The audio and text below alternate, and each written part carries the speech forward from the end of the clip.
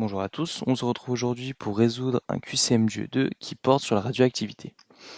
Donc, dans l'item A, il nous est demandé si le phénomène d'annihilation est associé à l'émission β-. Alors cet item est faux. Justement, le phénomène d'annihilation est associé à l'émission β+, donc l'émission d'un positron, qui est un anti-électron. Ensuite, dans l'item B, il est mis à profit en imagerie TEP. Alors justement, l'imagerie TEP repose essentiellement sur ce phénomène d'annihilation.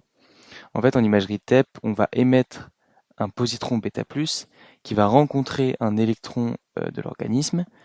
Lorsque le positron et l'électron vont se rencontrer, ils vont s'annihiler et ils vont créer deux photons d'énergie.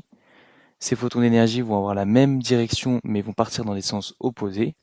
Et les caméras qui sont situées tout autour du patient, les caméras TEP, vont capter ces photons et grâce à des algorithmes et à des ordinateurs, on va réussir à localiser l'endroit où a eu lieu le phénomène d'annihilation, et à force, on va réussir à reconstituer l'organe ou reconstituer l'intérieur du corps humain.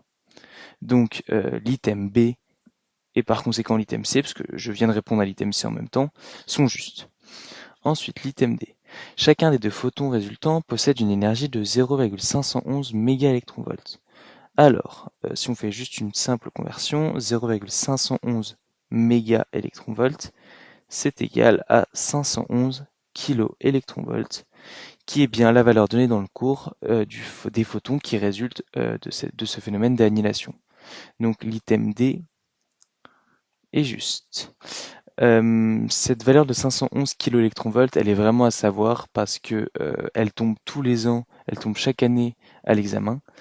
Et donc c'est vraiment des points faciles, il suffit juste d'apprendre cette valeur de 511 kiloélectronvolts. Et donc voilà, je vous conseille vivement de l'apprendre.